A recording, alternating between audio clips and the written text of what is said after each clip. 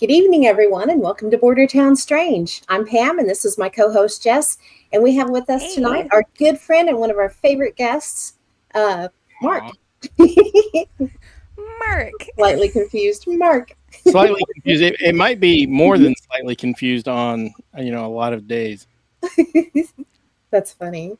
Well, okay, so tonight our show is all about mysterious sites of the ancients in America, and we have some really cool stuff to share with y'all. There is so much. So I would not be surprised if there isn't a bit that we can't get to tonight. We're going to try our best, though, because there's some really fun stuff. So I want to welcome all of our new listeners and members to the channel, as well as first timers in the chat. If you are not joining us live, but you're listening on replay, thank you and welcome to you as well. Before we dive in, Jess, do you want to do some housekeeping and then we can get on with our What the Weird Word? Yep. So, as always, like Pam said, a huge thank you to all of our followers and subscribers. If you haven't done it yet, take a quick second and like and share if you're on Facebook, and give us that thumbs up and subscribe if you haven't already, and hit that bell if you're on YouTube. It'll help get our numbers up. And also, you can listen to us wherever you get your podcasts. So, take a look at your favorite podcast provider and check us out. Give us a rating, if you would, please. I also wanted to give a shout out to Jim Gray and the Yep. Geneseo, you got Geneseo it. Museum for having us out last week. We did the Kansas UFO Day Festival. So much fun. We talked about it quite a bit on The Fringe last Monday. So if you want to hear all about it, go check out The Fringe. You can find that on YouTube also. Anything else? Just goodness, we have a lot of photos tonight. I am going to say, so the ancients in America is a huge topic. Pam and Yep. I really wheedled it down and wheedled it down and wheedled it down again, and it's probably going to happen tonight. We're probably going to have to cut out some of what we've got.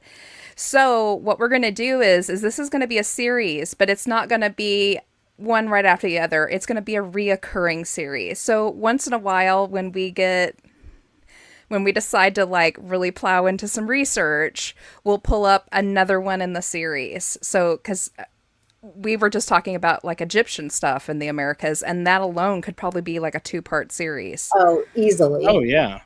Yeah. Yeah. Well, Mark well knows because we've done some of these topics on the Fringe show too, and it just, we started one series that just kept going and going and going, and finally Phil put his foot down and was like, "We're moving on, people," and we were like, "No." Yeah, we have Yeah. plenty I to. think we might have damaged him. I think we did a little. So Mm. we're sorry, Phil. Oh So who all well. do we have in the chat tonight? We've got Chris. Hi, Chris. Hi, Julie. Tony's in there. Hi, Tony. So thank you, everybody, for hanging out with us tonight. Julie said, Jess, my house needs a little light housekeeping too. Come on down. Oh well. I don't think you'd be asking that of me if you could see my house right now. That's funny. Yeah. Okay, let me get our screen pulled up here and we'll look at our What the Weird Word. It's pretty. Actually, we have two tonight, so these are pretty Yes. cool. Click, click, Yeah. click. There we go. I thought it would behoove us to use a couple of terms that we're going to be using often tonight, and a lot of people don't know what these mean. A lot do, though. So we're just going to put them out there into the ether so you know what we're talking about. So the first word is intaglio, and this is kind of a word that's used across the board, not just with what we're talking about tonight, but an intaglio is a design incised or engraved into a particular material. It doesn't matter. They use this term in jewelry making and crafting, just about anywhere. We're going to use it tonight in terms of giant ground geoglyphs. And a geoglyph, which is our second one, is a large design or image created on the ground, typically by arranging stones, earth, or other landscape elements, or by removing the topsoil to reveal a contrasting surface underneath. These designs are often so large that they are best appreciated from an aerial perspective. So the reason why I decided to use both is because an intaglio can be a geoglyph, but a geoglyph can't be an intaglio type of a situation. An intaglio is just where the ground has been pulled away to create a surface below that's lighter or darker. And a geoglyph can be a lot of different things. It could have been mounded up. It could have been marked with stones to create a pathway or a shape, along with several other things. They could, even planted a completely different kind of grass in a spot to make the shape. So we'll we're going to be talking tonight too. So yes, we're going to see so much of this stuff tonight. Hang in there with us, guys, because we have found some amazing things to show you. And Pam and I both worked really, really hard to get all of our photos in order. We hope it doesn't go poorly tonight. You should have seen the group chat with these guys where they discover something new. It's like, oh my God. Yes. It was so much fun. I woke up one morning and was like, wow, you girls were busy. We're like, oh my gosh, look at this. Oh, wow, look at this. Holy cow. Yes. If you are a member of our Facebook page, you know how many photos, well, at least half of as many photos as we're doing, because I've taken to throwing the photos that I'm going to use that night up onto our Facebook page so you can preview them, and Pam can easily snag them all without me sending her multiple emails full of God knows how many photos. So there. Also, I'm going to remind Pam, and we're going to try really hard tonight. We have a lot of people that just listen in. They don't watch the live show. So we're going to try our best to describe what we're looking at on these photos. And it's a lot of petroglyphs and geoglyphs. So we're going to try our best. If we skip over a photo without talking about it, somebody in the chats, backhand us or something and be like, hey. Yeah, be like, hey, chicks, you completely forgot. And something fun. I'm going to drop our share screen for just a second here. This, if you're interested in where we're pulling a lot of our information, it's shiny on there. Sorry. It's in Plain Sight by Gloria Farley. Jess has her copy too. Nice. This is a fascinating book. She's from Oklahoma. She's from Heavener. We're going to be talking quite a bit about Heavener, about the Heavener runestone. And then we're also, some of the things that we're going to be referring to are coming from Petroglyphs of the Kansas Smoky Hills, which is a really excellent book too. So highly recommend either one. And Gloria's you can get on her website. If you cannot find it, there. You can go to the Heavener Runestone Park and you can order it directly from them and they'll mail it to you. Yes. And I will put links to all of these books that we used for research after the show up on our Facebook page. So if you're interested, you can find the links there. Alrighty, let me get this pulled back up so we can get back to sharing. Okay. So we're going to start out tonight talking about Heavener Runestone. Mainly because this is kind of where I know I started my research on when it comes to geoglyphs and it comes to runestones and things like that. And I know, Jess, I think you've been to Heavener Runestone Park, haven't you? Or I have not. So okay, then we all have it on our bucket list to go. So yeah, I even bought sticks so I can get up and down the yay. That's with awesome. My bad knee. Get on with your bad knee self. Okay, so let me switch screens here. I mean, one of those wheelchairs that's got the tank treads. Yeah, aren't those cool? Ooh. That would be fun. I'd fight you for that, probably. Well, we can get a tandem. Get us. Oh, no. Tandem one. That could be dangerous. God, I can see it now. Yeah, I can see you guys riding around with the Laverne and Shirley song playing behind you. Oh no! No, my middle name it starts with an L, so I could get the fancy L. Oh, you could. I could. Oh, you could. Yes, and Ginger has been to Heavener. I think that's who I was thinking of. Ginger was someone who was telling me about how cool it was. Pretty sure it was Ginger. Very neat. Okay, let me get my notes pulled back up here. Okay, so Heavener, Oklahoma. It's located on the southeast edge, really close to Arkansas. It's down below Spiro, Oklahoma, where the Spiro Mounds are located too. Also on my bucket list. Yes, definitely on the bucket lists. So when Gloria starts her book out, she talks about the fact that she talked to tons of old timers when she first really got into this. And she said that when she did, they gave her so many stories of dozens and dozens of rune stones, rocks with rune stones that were in the area.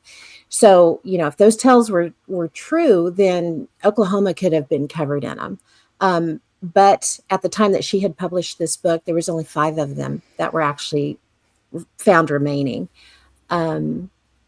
So Gloria, it's funny how she got into this. When she was a little kid, and this was back in 1928, she was hiking up Poteau Mountain, which is very near Heavener. And her friend Rosemary had invited her along, and they were with Rosemary's dad. It was a gentleman named Carl Kimmerer. And she said she remembers him as kindly and jovial, which I thought was really nice. That's the kind of person that you want to go on a hike with, for sure. And their goal that day was to go see what they called Indian Rock. And that's what the locals called it at that time. It was this slab of stone that stood, it's in a very deep ravine on the western face of Poteau Mountain. And the brush, it was very dense. She said they couldn't see more than 10 feet in any direction. But the dad led them up this trail, and it slanted ever higher to the left. And when they got up on this ledge, they arrived at this spot where they were in this ravine that was just surrounded on all 3 sides by 40-foot high cliffs, which formed like a U-shaped area. And there were tall trees, and she likened them to guardian sentinels. And there was dogwood flowering in between them, and mossy layers of stone under their feet, so you can really kind of get a idea of how beautiful this area was, right? And the only sounds that they could hear were the songbirds, that were flitting through the sunshine. And there was a stream that was gurgling, which was really nice because by the time they got there, they were like super hot and tired. And it's a spring fed, so it was really nice and cold. But when they got there, they stood at the foot of what was called Indian Rock. And she said she gazed upward at this slab, which resembled a huge billboard, which is the picture that we're looking at on the screen right here. And it was about 12 feet high, about 10 feet wide, but it was only about 16 inches thick, so just a little over a foot thick. And the father, who had seen the stone for the first time when he was hunting back in 1913, he had checked the directions and determined that vertical west face of it was oriented true north and south by the North Star. So that made him think that this stone slab had been erected by a person. It wasn't a natural occurring thing. And there was another horizontal slab of stone about the same size that formed a platform at the base of it. So this picture here, this shows Gloria. She's with her sons at a later date. This is in 1965. Again, she had first visited it in 1928, so it was quite a few years after this that she's back there with her kids. Now, there was writing on the stone that she said it was about the height of a man that could comfortably work, which you can see where she's standing near it. And these symbols were deeply pecked into the stone. And they stretch about 6 feet across on the west face. Now there's like a gray flat lichen that covers the majority of the stone, but it had also grown into the grooves of the symbols, but you could trace the outlines with your finger. And so there's 8 symbols, and they increased gradually in size from 6.5 inches on the left to the final 9.5-inch one on the right. There's an X and an M, and you can see these. There's like a down slanted F, and then some other things that they, figures that weren't familiar to them. So when the father had first reported his find in 1913, there were other people that knew of this stone too, and they all called it Indian writing. Um, this was despite the fact that none of the Indians originally in the area even possessed alphabets. Even those tribes that had been removed to Indian territory in the 1830s, they either wrote in English at that time or they used Cherokee syllabary. Yeah. Words You know, are hard, Pam. words are hard. I don't have my ticker for you, but words are hard. Words are hard.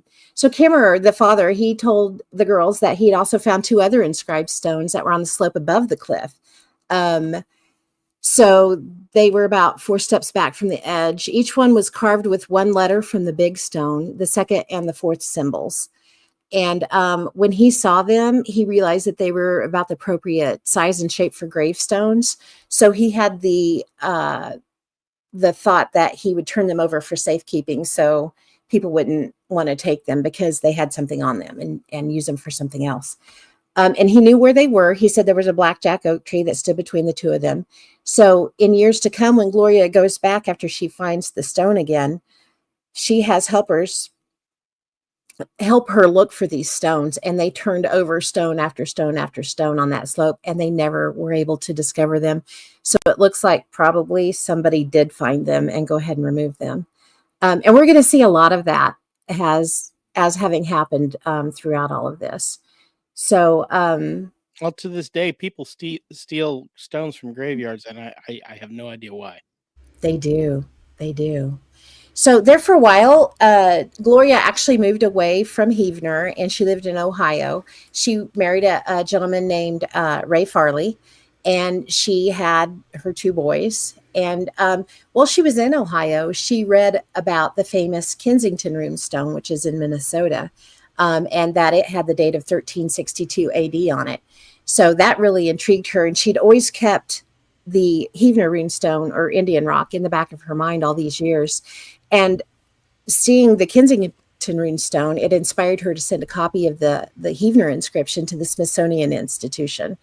And she was really surprised when the head curator of the Department of Archaeology replied that Kimmerer, the father of her friend, had actually sent a copy of the inscription back in 1923 to the Smithsonian.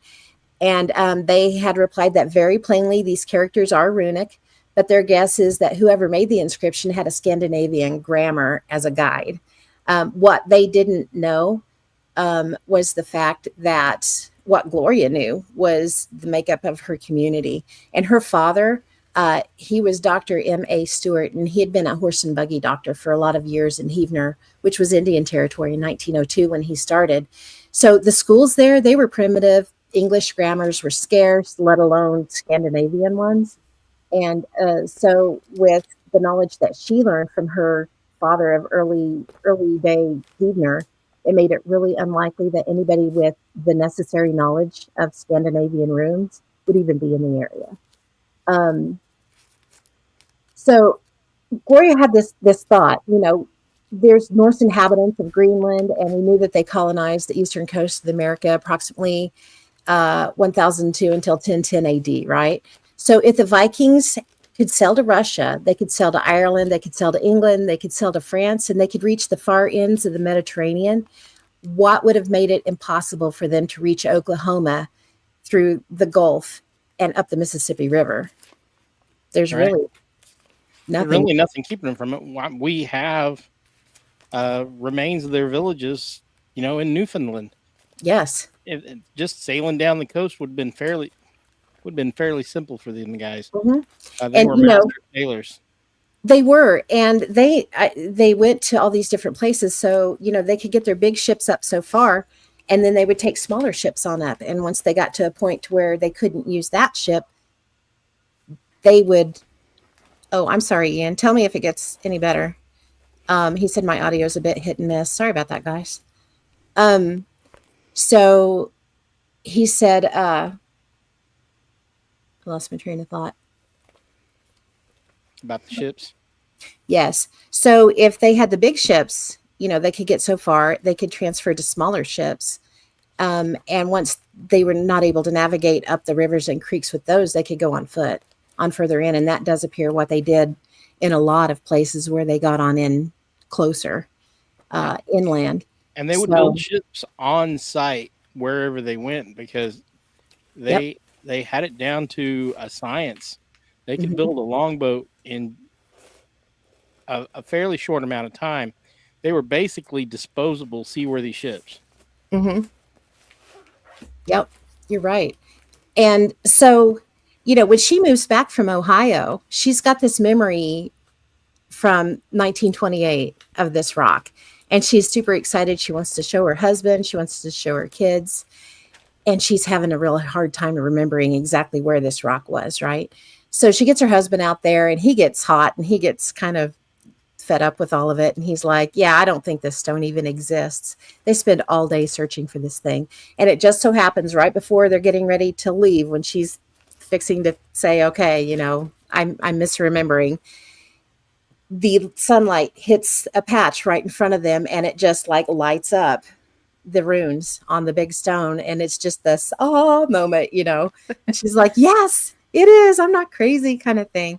So, when she found it that day, she named the stone that day the Heavener Rune Stone, and she wrote the date on it with a lead pencil, February 2nd, 1951. And it was the stone where it was, it's in this ravine and it's in this U-shaped protection. So there's not a lot of wind getting in there. So that helps safeguard from ice erosion and all these things because it's vertical. So she said, even 7 years later, that date that she had written on the lichen was still visible, which is pretty cool. Graphite pencil will hold up a long time, a lot longer than most people think it will. It will, which is really cool. So she gets excited about this and she's telling other people, and she wants to get these oral stories down and find out if there's any truth to these other stones being in the area. Well, she has, a lot of these guys are older now. A lot of them are in wheelchairs or on crutches, but they really want to help her find these carved stones. So there's a guy named Ed Wilson, and he gets on horseback and he rides off because he knows exactly where a 7-foot monument is carved with several rows of lettering that matches what's on this runestone. And he knows he can find it. It's in Dry Creek and Kitchen Canyon on the east side of the mountain. He's got it all down. He goes to find it. He finds the exact spot. But when he does find it, there's evidence that the stone had been dynamited. So it was completely destroyed. And we're going to find this over and over again because at that time, and we've talked in the past about Spaniards, the conquistadors coming through the area, and there's all the folklore of all the gold that they brought and buried.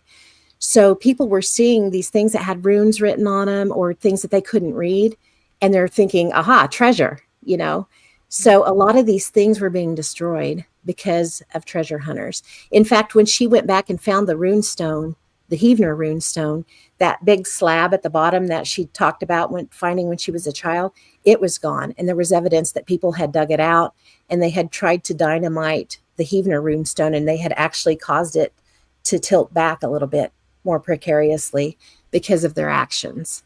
So, yeah, That's terrible. It is. And, she had this local historian that she talked to. His name was Carl Wolf. And she learned that there were letters that were written on the Heavener runestone that had been seen by a Choctaw Indian hunting party completely back into the 1830s, which is really, really cool. So she got all these signed statements, people that were swearing that, yes, they knew this. Yes, they saw it when they were children. Yes, they knew the oral traditions. So she did an excellent job of documenting all of this and helping to prove that this wasn't something that was done in recent years. She went further than that, too. She actually had some archaeologists come in. She had other people come in and like geologists that tested the rock itself. And I can't remember what's the word for it? Is it mounds? shoot, I can't think of the word. It's the hardness of the rock. Oh, And it okay. was so hard that when they tried to take like a pickaxe, it took them like 20 minutes to even get just like a dime sized chip out of it. So it's not something that someone could have come along in the 1800s and spent an afternoon of just chiseling in and being, ha ha ha, we're going to fool all these people. There was no way that that could have happened. This was more of a stamped thing that someone dedicated for a reason put these runes there. So it's pretty cool. It is cool. Yeah. And, they did find other stones. Let me switch over to the next screen here. Yeah, they did find other stones and other stories. And so they went like approximately 50 search trips. They found only two more carved stones in the Heavener area. So in 1954, a gentleman named Ed Baker of Heavener, he described a stone that was carved with a large turkey track, which had been used for like 50 years previously as a stepping stone over a fence in a pasture that was near Morris Creek, which runs out of a canyon east of Heavener. So when he went to look for it, it wasn't there anymore, but he actually relocated it. Yes, thank you, Enzo. The Mohs scale is the hardness of the rock. So when Ed is able to relocate this, it's on the property of a guy named Joe Wilson, and half of its 20-inch thickness is now buried. And on the top surface, it's like 30 by 14 inches. There was this 12-inch three-pronged symbol on a stem. That's the runic R, the letter R. And beneath it on the side is a small mark, which later proved to be like a bind rune or a combination of two runes. And this particular stone that we're looking at here, they ended up calling it Heavener Runestone number 2. All right. Yeah, kind of cool. I want to go so bad. I do too. And so they've got the first stone, they've got the second stone, and they come up with Heavener Runestone number 3. This one was rediscovered in 1959, and Wes Thomas, that we see here with it, he relocated it on a high peak of Poteau Mountain. And although he hadn't seen it in 45 years, he went right to it. He knew where it was. He was super excited to be able to show it to her. And, again, we've got the turkey track that's in it. There's an arrow shape on it. There's an X that's in it as well. And the arrow shape is the rune for G. They're G, R, and T respectively is what these stand for. These letters are 6 to 9 inches tall, and they appear in this triangular pattern that you can see on the rock there. But they decided at this time, they learned that you weren't supposed to move these things. You're supposed to leave them where they are so other archaeologists and geologists can come in and do the things they need to do to give you more information about it. But so they leave this one there. But in spite of their intentions, this stone was kidnapped by somebody came in with machinery and took it. And it was later found in a rural yard. But once it was rediscovered, it was then given to Kerr Museum near Poteau. And but there's large pieces of the stone are missing. Fortunately, the carved portion that we can see here is preserved. So they do have that. There's not enough runes on it to really translate it into any type of message or anything like that. But yeah. Sounds like initials to me. Right? It does. Yes, very much so. And so, she ended up getting descriptions of like approximately 70 carved stones.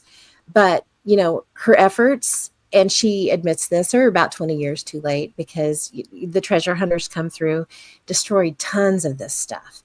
Mm-hmm. And, of course, some of the descriptions, if you've got 70 that you've been told about, some of them are going to end up being natural markings. And some may never have existed. It may just be somebody saying, hey, I found something here, just trying to insert their self into the mystery. Mm-hmm. By statements that she gathered, there were so many that contained so much sincerity that she said there was surely had to be at least 1 or 2 dozen runestones that were out there that were now gone. And she had this one gentleman actually come to her. And in the 60s, it was a local man. And he said, Mrs. Farley, I'm sorry. I didn't know what this was, but there was a yard square stone lying flat on the plateau above Kitchen Canyon, and it had like several rows of letters that looked just like the big rune stone. They were about 4 inches tall, and I'm so sorry, but I broke it up with a sledgehammer.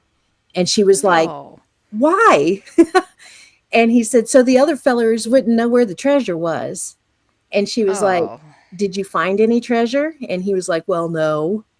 And she said, okay, can you take me to it and we can put the pieces back together? Well, I threw it over a cliff.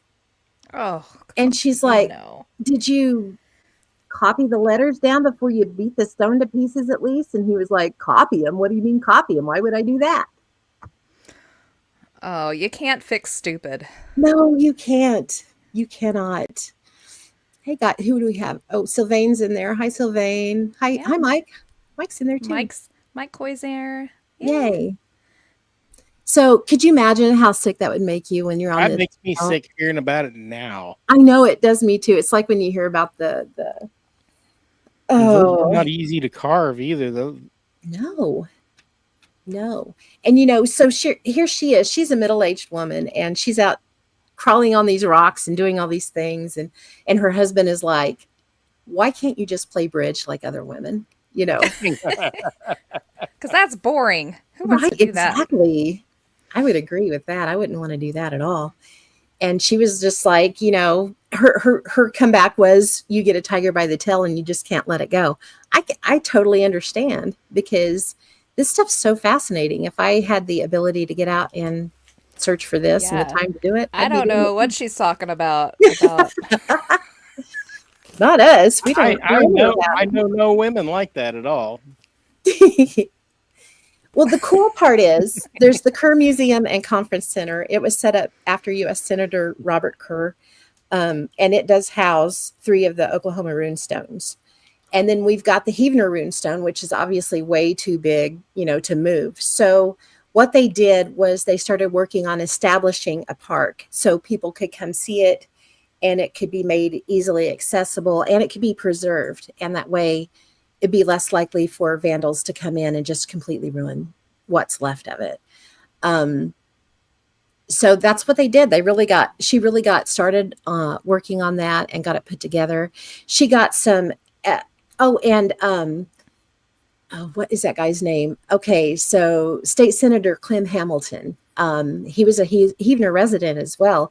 And he was like, okay, so if you guys can prove that this isn't made up, we'll go through with making a park, right? So what she did was she got a hold of a gentleman. His name was Frederick Pohl. He's a Norse historian from New York. And he had worked on the history of Norse colonies on the East Coast. So she was like, hey, can you help me out here? And so this actually fed exactly into what he had been working on for a long time, which was the fact that he believed that one of the Viking explorers, and I'm going to massacre his name, Karlsefni, Karlsefni. Yeah, his ship had sailed south from Vinland, right? And he thought it was believed to have been somewhere on the northeastern coast of America. And Mr. Pohl had thought that it had actually rounded Florida and entered the Gulf of Mexico. And this would actually put the Vikings' entrance into the area 3 miles from where they were actually holding this meeting to say, hey, we need to prove that this could really happen, that this is real and not made up. So it was very exciting to her and to everyone there that, he had that information already.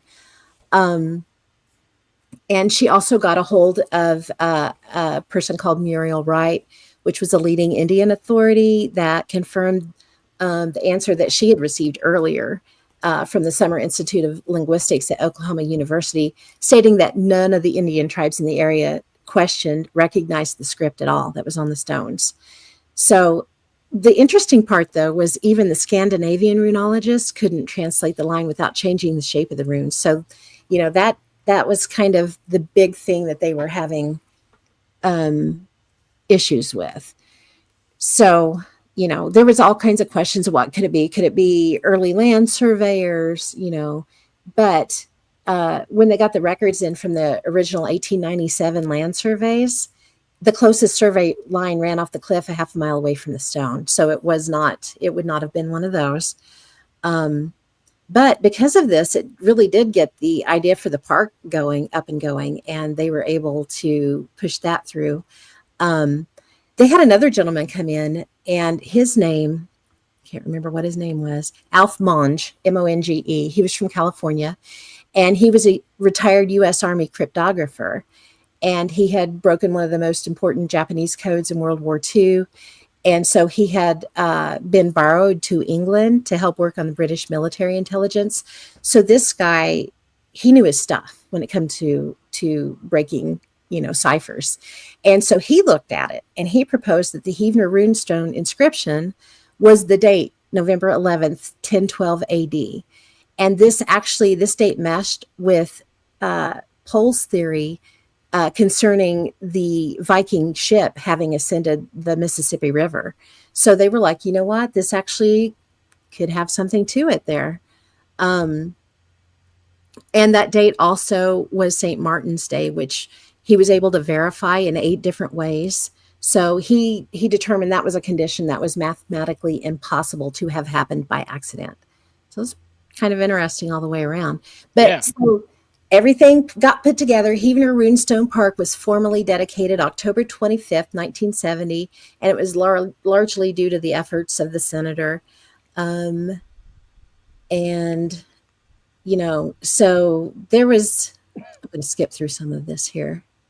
There is actually a cave that is located at the base of that ravine. It's about 3 foot tall, and it has yet to this day to be excavated because of where it's at and because they don't have permission to do it.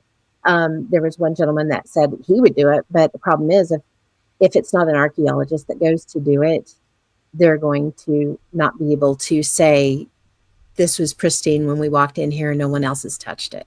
So, it remains untouched to this day, which is kind of exciting. I think that there's still stuff that we can, really look at. Let me see if there's anything big I want to throw in here. Oh, so there was, okay, let me back up a little bit. So there's a Poto runestone as well, which was really interesting. So on September 21st, 1967, Gloria gets this note dropped on her desk, and it says, Superintendent of Poto Schools called and said some boys have brought in what they believe to be a runestone. Can you call them and check it out? So she's like, yeah, okay, whatever. She's followed up on these things 100 times and nothing's panned out.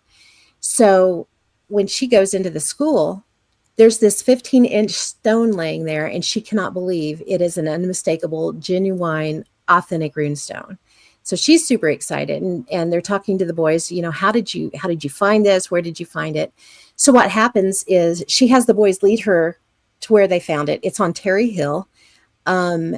And it's on the top of a ledge of rock. It's about 5 feet high near the crest of the hill. And they actually take the runestone back with them and set it exactly where the boys had found it. And realize, it did come from here. It is what it is. They weren't scolded for removing it because, here it is right here. Because number one, they hadn't known the cardinal rule that you leave it in place. But they had done all this. And the unfortunate part of it, and you can see on the picture there where it had kind of broken it a little bit. And they had actually glued the stone back together before they took it to the school. But the great part of it was if they had not taken it, it would have been destroyed because that part had been bulldozed over not too long after Gloria and then went back up on the hill. So by almost destroying it and trying to save it, they actually saved it for posterity, which is really cool. That's awesome.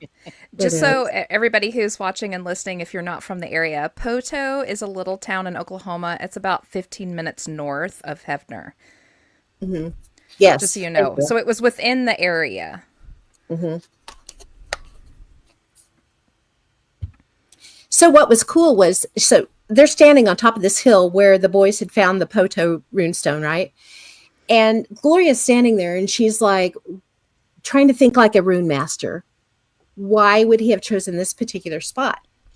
And so she looks with she looks at the geological quadrangle maps. She looks at aerial photographs and reports to the original land surveys before they ever go here. So she has an idea of what's going on, right? And she said, and I love how she words it, so I'm just going to read it how she says it. Gazing out over a lovely valley, I could see that the site of the Heavener runestone on the site of Poteau Mountain lay about 10 miles to the southeast. It was then realized that the sites of Heavener runestones number 2 and 3 also fell along my line of sight. With the able assistance of State Senator Joe Johnson, we correctly placed 4 tiny marks for the 4 sites on a map, laid a ruler along the marks, and drew straight line running almost due southeast to northwest through the 4 marks. An extension of the line ran through Short Mountain north by the Arkansas River about 40 miles away. So surely that had to have had some significance. So they've been able to tie just the things that they found. Could you imagine what has been lost at this point? There are rune stones along the Arkansas. Mm-hmm. There are. Yeah. And it connects directly to the Mississippi River, which connects to the Gulf of Mexico. If you're going to sail a ship up through the middle of the country, that's how you're going to come. Mm-hmm. Absolutely. We did it for years in steamboats. Yes, we did. And that's really cool. So I'm going to skip through a lot of this because this is getting really long. Let me get to the very end here. Sorry, it's taking me a minute. Yeah. No problem. I was not kidding when I said it was a lot more there. Okay, there we go. So basically, when they look at all the things this could be, there was, in the 80s, there was a couple of people that came through and said, no, these aren't dates. These are actually names. One of them said it was a name. One said it was a bounty marker. One said it was a, hey, I was here kind of thing, you know. So it could be one of 3 things is what it boils down to. And what Gloria said at the end of this chapter was she would invite anybody to sift all these opinions and painstaking research and consider whether the Heavener runestone says November 11th, 1012 AD, based on the use of 2 runic alphabets, or whether it says invite barter, based on the younger Futhark, or whether it says Gloam's Valley, based on the use of the elder Futhark. And her vote was on the latter, for it to actually say Gloam's Valley. So she feels like when the Vikings came in, they saw this, and, you know, this was set up on a place that was able to be seen, and that this proclaimed this is Gloam's Valley, you know. So was Christopher Columbus the first? Nope. We all Definitely knew not. that. We know that for sure. Yeah, we're going to know that for sure by the time we're done with this tonight. Absolutely. Let me see if there's any others. Okay, and this is one I didn't touch on. There's also another one found called the Shawnee Runestone. And then another possible runestone that they found from Arkansas that was just over the state line, but it was in the line of sight of these others. The interesting part about this one is the fact that it has a head with a headdress on it off to the side. Mm-hmm. So I will stop there on Heavener, but I would highly encourage anyone, if you're interested, Google. Gloria Farley has a website. They've got all kinds of information on it. There's a Heavener Runestone Park, which is, like we said, it's on our bucket list. So hopefully one of these days we'll all get to go. Well, we need to plan that, and I'll make sure to get the next shot in my knee a couple minutes before we go. So that's a great idea. That is a great idea. Okay, well, I'll stop yakking for a little bit. Let Jess take over for a while. Yeah, so now we're going to talk about something that I have adored I have been amazed at this thing since I was little. My grandfather talked about this place, and oddly enough, a few years ago, it popped up in some of my notes, and I was mentioning it to them when we were talking about out-of-place artifacts or something like that, and they were like, what's the Anubis Caves? And I was like, hey, you don't know the Anubis Caves? So apparently, in my research, I found that this is a very little well-known place. I think the scientists and the museum workers and the Smithsonian, they have kind of turned their back on this. And I think it's solely from where it's positioned at. The Anubis Caves are a set of 5 small, shallow caves located in the panhandle of Oklahoma. It is on private property, so I'm not going to give you the address. However, it can be viewed by special request if you can find the owners, which someday I hope to do. We're bringing up the Anubis Caves next because this is actually another special pet project of Gloria Farley. And bless her heart, she brought in the top dogs on this one. You're going to hear me mention Dr. Berryfell a whole lot and some other very important scientists and people who were brought in to be able to disseminate what all of the writings are, because this doesn't have just one type of writing in it. I actually wrote it down because when she wrote about the Anubis Caves, she wrote it in which the order that they found things. And I rewrote it all and broke it into each cave. So we can go cave by cave and we can kind of picture what's happening inside of these. But first of all of the petroglyph writings inside include Celtic, Egyptian, Anasazi, Numidian, Ogham, Bryson Ogham, Libyan, Scottish Gaelic, and Arabic. All put in at the same time. So you'll be able to tell too. Yes. Yeah. For that amount and widespread amount of languages to be included in one site in the middle of Oklahoma, if it was put in by one person, it's amazing because that means that person would have had to have traveled and studied back more than 3,000 years ago and a lot further back for some of these older languages. In fact, the Bryson Ogham is one of the oldest known writings and alphabets in the world. Mm-hmm. So it's either amazing that this one person did it, and it's even more amazing if many, many people were brought in to create this. So either way you cut the pie, it's pretty great. So, like I said, this cave system is 5 caves, filled with old world writing and petroglyphs and hieroglyphs, and we're going to go into it all. I'm going to try to go fairly quick so we're not stalling out because we have a lot to go through.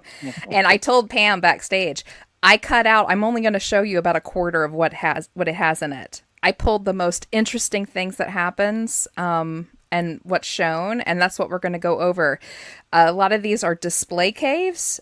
Display meaning that when the sunlight comes through them on specific days, they show a story on the walls.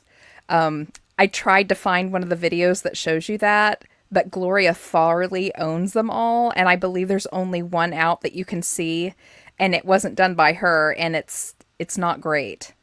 So unfortunately, I'm not going to get to show you that today. So cave 1,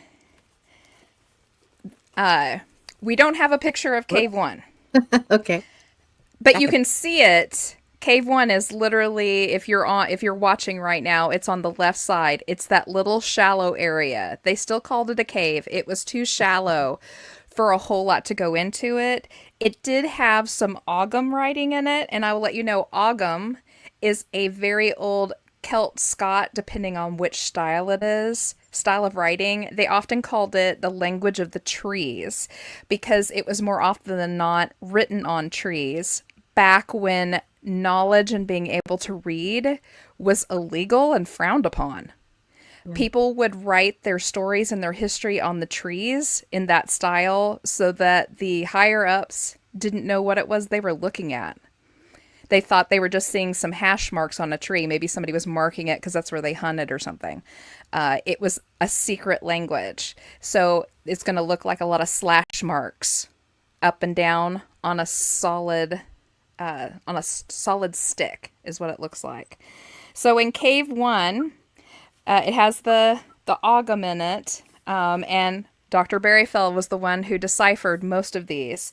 So in this first cave, he deciphered a magic charm, a rat for good luck, and there were some little hieroglyphs that went with that. And it also said, may Anubis wield his flail, verification that the canine figure was Anubis due to the most ancient spelling of his name was Inpu, which was how it was spelled, and may his arm be hindrance to evil. So it didn't make much sense in this first cave that it was talking about Anubis. First of all, that's an Egyptian god, but it's written in ancient Celtic Ogham. Why is that happening? And they were like, why is it talking about Anubis? Until we move over to cave 2. All right, so I'm gonna show you a mishmash of the actual rock itself, and then Gloria Farley's and some of the other scientists' drawings that they did from the caves, so you can see a little bit better. Cave 2 and Cave 3 have the most going on in it. So within Cave 2, and I'm going to go ahead and let you flip to the next page so they can kind of see a little bit better what's going on. This is the main wall, but there's more all the way around that I'm going to be talking about. And I'm just going to list really fast all of the petroglyphs that are in this cave, and then we'll talk a little bit about a couple of them. So within just Cave 2, we have a full equinox and solstice display, Egyptian Anubis with flail, Celtic Ogham, Numidian script, and Numidian is from the ancient kingdom of Numidia, which was now in where Algeria is now in northwest Africa. A sun god, a window opening into the cave with a carved libation bowl inside of it, which would have been like an offering bowl. An Egyptian boat, an African elephant in a cage with a hippopotamus and a crocodile. Tell me in Oklahoma where that's supposed to be at. That's crazy. Right? A stable boy holding a rod and tending the animals, an Egyptian swallow, a tree of life, a winged Isis, a Belenus, which was the ancient Celtic healing god, a Sheila Nagig, which was a figurative carving displaying exaggerated ladies stuff. If we've got kids watching, I'll be gentle about that. Those are never found in the States. Those are always found in medieval Iceland and Britain. Mm-hmm. That's where those come from. A woman riding side saddle with Ogham headdress. They think that she might have been Epona, which was the Celtic horse goddess. And she also came with a series of strange dots. This is the first time this has been found in anywhere near the U.S. It was later confirmed by Dr. Berryfell to be a rare version of the Ogham called the Bryson Ogham, which was an alphabet based on numbers of dots, the dots representing the standard places of letters in the Ogham alphabet. And the dots themselves, by the lady on the horse, read, Bone, the horse goddess herself, observing the motion of the stars, in Scottish Gaelic. So we're starting to go all over the place here. Right? So there was a rebus, which is their version of our Scorpio, like our constellation of Scorpio. Okay. And beside it, it said, at Saffran, the sun is in Scorpio, which is Samhain, which, as we all know, is All Hallows Eve or Halloween. Yep. So there is a Halloween display that happens within this cave that we're going to talk about too. Underneath that, it's, yeah. With that, it said in Ogham, day of the onset of winter, bell retires, festival of ripe corn, abundance, day of ghost. So the Epona sunset display, this is how it happens. On October 1st or 31st every year at sunset, light coming in the cave entrance spots light Epona at her horse, and then the beam moves to hit the 6 dots on the Scorpio petroglyph, which were translated as SL, meaning the sun. So it travels to her, it moves over the 6 dots, which is showing the last previous 6 months. It hits Scorpio, which is the time that rolls over into festival time, and then it ends on the bowl. And the fantastic thing they say about these displays is they said that the minute that the sun sets, the minute that sun sinks below the Earth's level, the whole cave goes completely black. So it's a fantastic show that you're getting to see here. So there's also the Celtic zodiac panel on the left entrance of Cave 2. You can go ahead and turn it to the next picture if you want. Okay. We're not quite there yet, but I couldn't remember if I had a photo with that one. Representing the 3 months between the vernal equinox and the summer solstice, it features Pegasus, the buffalo, which someone used. They used the Indian buffalo, but inside of it wrote Taurus in Arabic. Right? And the twins, represented by Numidian and Ogham text, which would have been Gemini. Translations by Pegasus says, "He who goes first, leader of a team of horses."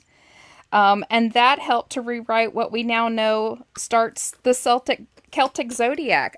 People were unsure what design started the Celtic zodiac. They hadn't known for years. And these caves proved that for the Celtic zodiac, it started with Pegasus. It's the only time they've ever found the true form of the beginning of that. It's been messed up or kind of missing on other petroglyphs and stuff. Yeah. Yeah. Okay. Can you move on a little bit through the Sure. pictures? Yeah, absolutely. Just tell me when you want me to. Keep going. There we go. Okay, so there's the picture of the elephant and the hippo and the back half of the crocodile that's coming out the front that were caged, meaning that they brought them over with them. That kind of amazing. Yeah. Yeah, Keeler, that's the gentleman who did most of the drawings. Yep. And Can you you can move forward? 100% see the elephant. I love it. I can see the hippo real clear too. Yeah, you can see the hippo right there. Yep. Oh, I'm Yeah. circling the wrong thing. There he is.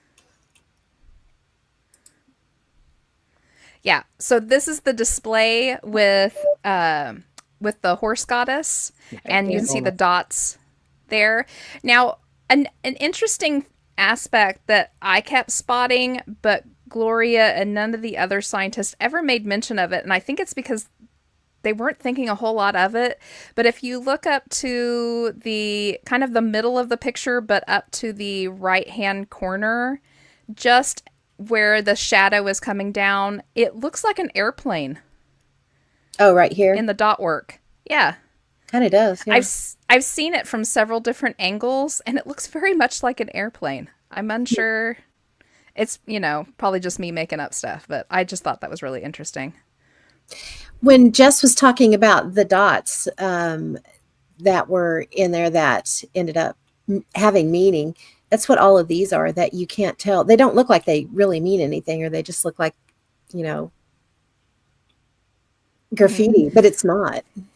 Yeah, it's that Brycer and Ogham. Berryfell was super excited. At first, they thought that this was just part of the design.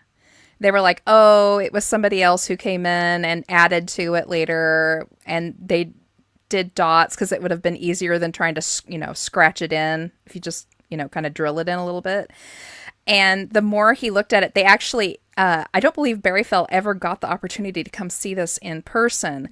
They took latex molds of these caves and then took them home and made as many copies as they could before the molds fell apart and sent them out. And so Berryfell was looking at casts that came out of these molds. And he said he was just sitting there one day just looking at them, and it just dawned on him. He said he was just like, the light bulb went on, and he said he grabbed his ruler and he grabbed his pen and pencil and his paper and started going to work when he realized that while they're in shapes, if you count the little circles in the particular shapes, it all can be transversed over into actual Ogham. It was like kind of like when we have fun and we make up a fake cryptogram to go with a passage in a book. This is kind of what had happened. They took Ogham and then they took a step off of it and made up something new. And he said, once I knew to count the dots, we were off and running. And that's how he came up with Bone, the horse goddess herself, observing the motion of the stars. That's what all of that says. Which is Isn't so that crazy? fascinating. And I don't know, I can't remember if you have a picture in here or not. But so here's the horse, right? Mm-hmm. Here's the horse goddess on top, and her head is actually in shade right there. But at that particular time of the equinox, she lights up. She just completely lights up right on her face. And they went numerous years, numerous times to make sure that they were accurate on this, and they were. That's pretty cool. It is. It's so cool. And I mean, it's so great that they actually had somebody knowledgeable come look at this stuff, because if you or I had walked up to this, I'd be like, oh, cool. You know, somebody made some carvings. These are really old. They mean nothing to me other than they're, you know, I don't have the expertise to be able to interpret. I could guess that one was a horse, and I could tell, you know, because I knew what I was looking for, I could tell the Anubis carving. Yeah. But I would never put together that, you know, to even think to look for equinox activity or to be a calendar or anything like that. Yeah. And well, I mean, for instance, just the horse, if you or I just saw that in passing in the middle of Oklahoma, we would think, oh, it was an ancient Indian tribe that carved a horse. Yeah. But what you don't realize is if you look inside that horse, all those slash lines and stuff, it's Arabic writing. And that changes everything. It changes everything. Yeah. So you can go ahead and move up to the next photo, because I got behind a little bit. There's the naughty petroglyph, which you only find in Britain, and yeah, and she does match up very well with some of the others. And it's not, I mean, it's not pornographic. It's more of a opening of the wound to bringing forth life kind of thing is what it represents. Yeah. And you can find tons of them if you get online and check it out. Sheila Nagig petroglyphs. They're, oh, wow. And they all look fairly much the same. So they do. Yeah. You can tell what they are when you see them, for sure. Go ahead and go to the next one. All right. Here's a close up of Aponia, so you can kind of see her a little bit better. And you can see her head's lit up. This is the sunset on Halloween. Yeah. So cool. Yep. Go ahead and keep going. All right. So this is the Pegasus. And I tried to put some arrows in here to kind of point it out to you. I could only find one photo of it, and it's very hard to see. But the top arrow is pointing out where the wings jut out. It was actually mislabeled for a number of years by Gloria. She just wrote it down as a horse. Not really paying attention, but she said she was sitting there in Cave 2 one day, just kind of making some notes, and she looked across from herself, and she was just at the perfect angle, and the light was coming in the cave just right. She finally saw the wings on it, and she said she about threw her notebook trying to get up to go see it. And calling her friends and the other scientists going, it has wings, it's a Pegasus. So... Super cool. Continue. Okay, so this is that very interesting buffalo where the artist or the whoever carved this decided to use something local to stand for the Gemini bull. But like I said, it looks like a starving buffalo because of the ribs, but they also found out later that those ribs are actually old ancient Aramaic, saying this is a Gemini bull, implying I kind of did this for the area, but this is really what it's supposed to be. Very cool. And Zach and somebody. Yeah. Yeah. Come on. Yeah. So that is something else I will say. These caves are absolutely full of more modern graffiti, which is sad. But they said you can definitely tell the original from the new just because of the way that the rocks kind of wear away after the years. You can see with the Gemini, with the buffalo. The edges are softened. Yeah, the edges are soft. Whereas old Zach there, is, very It's still hard to pretty sharp. find. Yeah. It's really hard to date petroglyphs because you can't date the rock. The rock is going to be as old as the rock is. But they can kind of date a little bit of the material that has kind of gathered into the grooves a little bit. They can do that so far. But really, they look at how much it's worn, and it also depends on how well protective the petroglyphs were. Were they in the rain? Were they in the wind? Were they completely covered? Well, if it's you really can hard to figure do. out when Zach and Cindy or whoever that is carved their names in there, you get a real good idea of how long it would have taken for that to wear. I feel like it's that is part of the Charlene. process. What do you guys think? Is it Charlene? It's probably Could be. Charlene. Okay, you can move on. All right. So this one is called the Beltane panel, and this is still in Cave 2. This one was always mistaken as American Indian too because they saw the middle piece and they were like, oh, it's a teepee. Yeah. But it's not. It actually exactly matches the petroglyphs of the bonfires that they held for Beltane. So this actually sits about 6 inches away from the Sheila Nagnig image, just so you know. It's 2 figures of men in tunics, one with arms held up and one with arms held out, and a bonfire representing the Beltane bonfire. Beltane fires were once lit on hilltops in the British Isles on the eve of May 1st, which is Beltane. The ceremony included feasts, fairs, sports, and they would often cleanse their cattle by driving them through the smoke from the fires. In Gaelic, this one had Gaelic inscriptions, read, Bell's Cave, bonfire at the Beltane.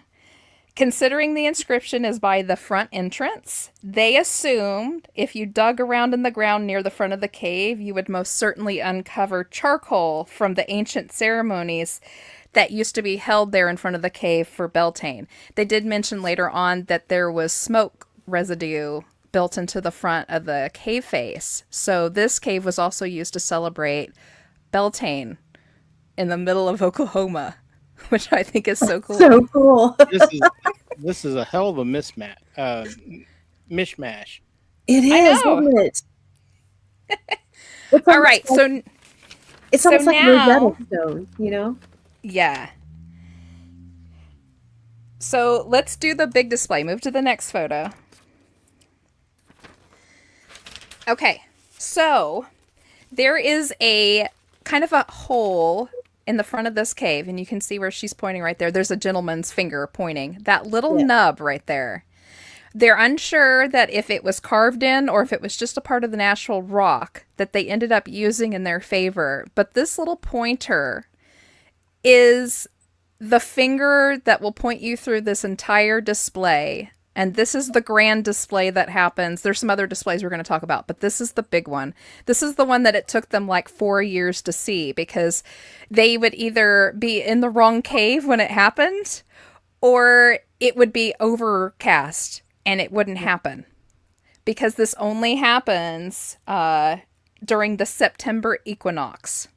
So liken this little nub right here, liken it to a dial on a sundial. That's what we're going to, that's kind of how they used it. The sun, when it sets, is going to shine straight through there super bright, and it's going to create a shadow. It's going to look like a nose or like a pointer.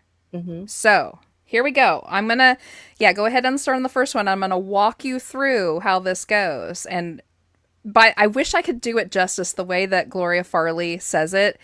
It is so moving. You feel like you're in the cave with her. Yes. And you can just tell her excitement. So starting exactly 2.5 hours before sunset, light from the setting sun goes through the natural cutout in the cave with the nub in the rock outcropping that creates a pointer. The display begins on the wall left of the cave entrance just past the buffalo image. It starts on the Egyptian hieroglyph for sunshine. The shaft of light travels across and jumps the window with the bowl and lands on the Anubis panel, which is what we're looking at right here. You can see the Anubis in there. Yeah.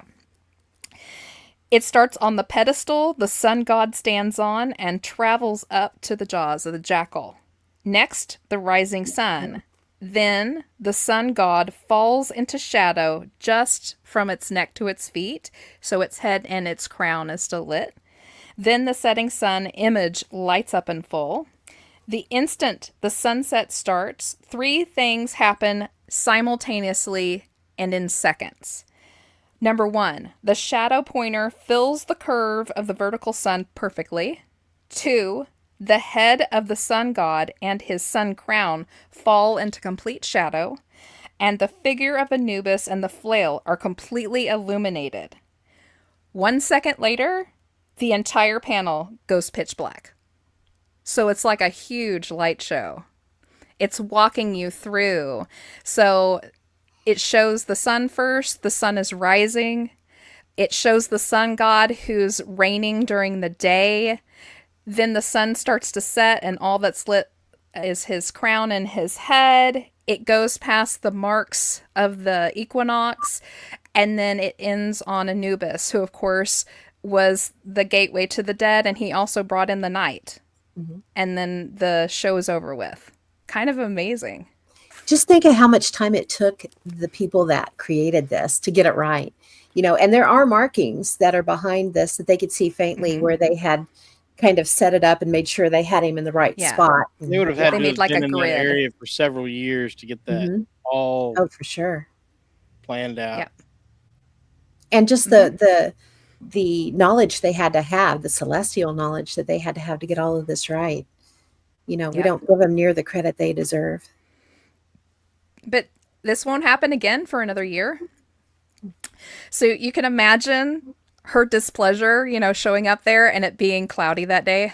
And you're like, I waited a year and now I'm going to get to wait 2 years to see this happen. And like I said, 1 year, the first time they thought that it was going to happen, they thought that you were supposed to be in cave 3. And nothing really happened. They saw a movement on the ceiling, but it didn't really make sense. And then somebody went, oh crap, I think we were supposed to be in the second cave.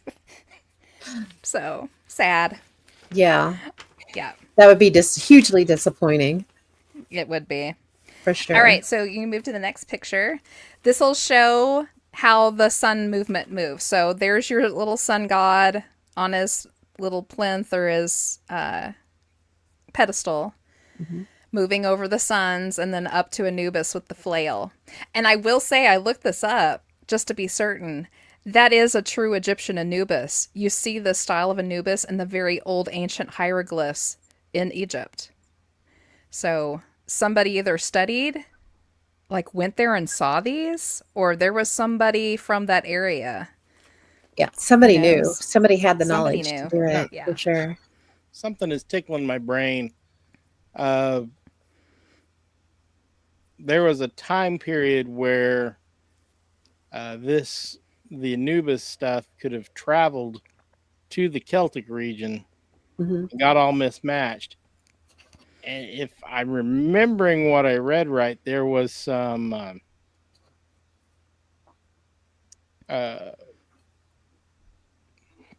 what's the word I'm looking for? The people were basically run out. And this might have been where they fled.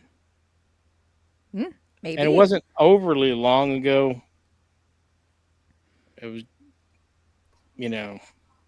600-700 years, I think. So basically their lands were taken from them and they were displaced.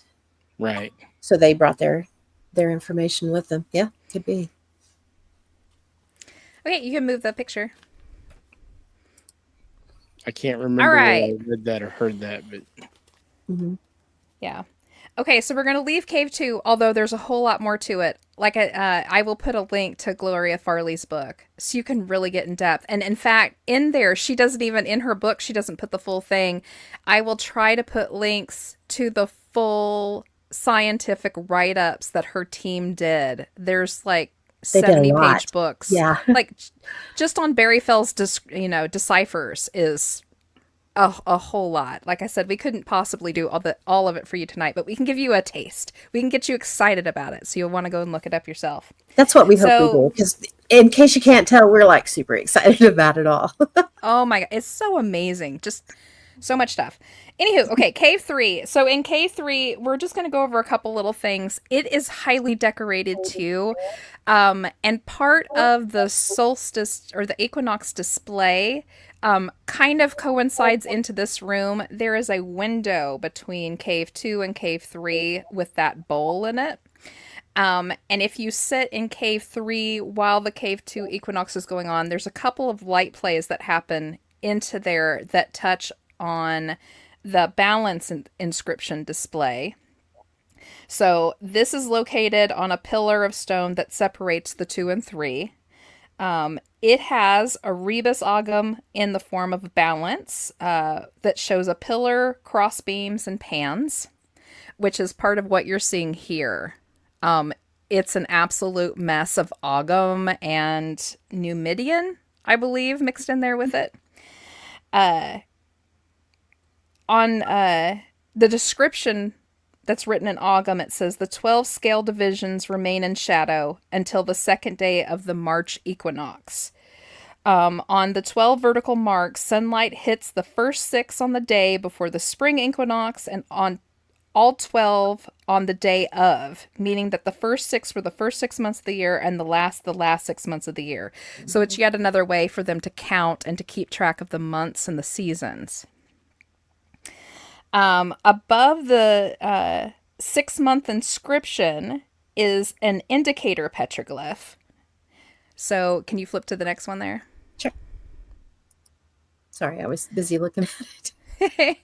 Okay, so this is an indicator one. So this is the same thing that we were looking at before, and now you're getting to see the nub is getting shown almost like a face. That middle part that looks almost like a nose is that indicator from Cave 2, and this is shining through the window into Cave 3.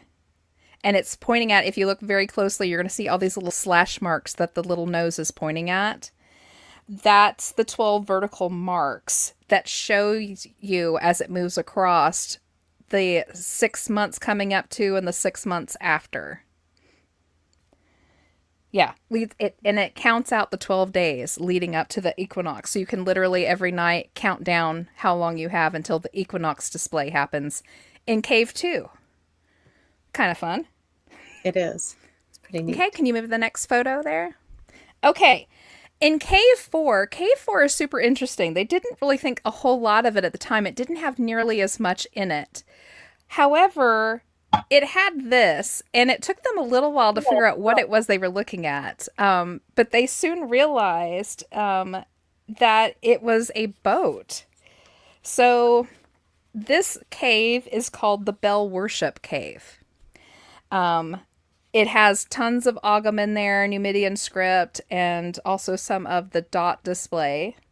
And unfortunately, in this particular cave, there's so much of the different languages mixed in with everything, they can't decipher it all. So far, Barryfell had only been able to decipher 4 lines in this cave, but the 4 lines he did get said a whole lot.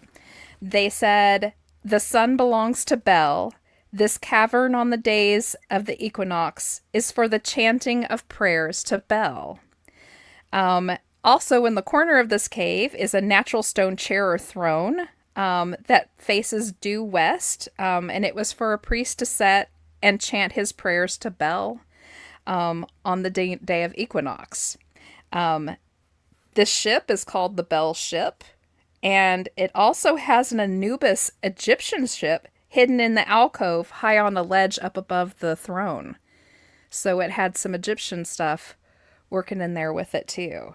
So this cave was meant solely for the chants, and it would be my guess, I'm not a scientist and I don't know a whole lot about this, but I would guess that all of those different writings all over the place might just very well be the chants that the priest was supposed to use, I would think. It would make sense, yeah. Yeah. To help them remember what they were chanting, yeah. Yep. Okay, you can move to the next one.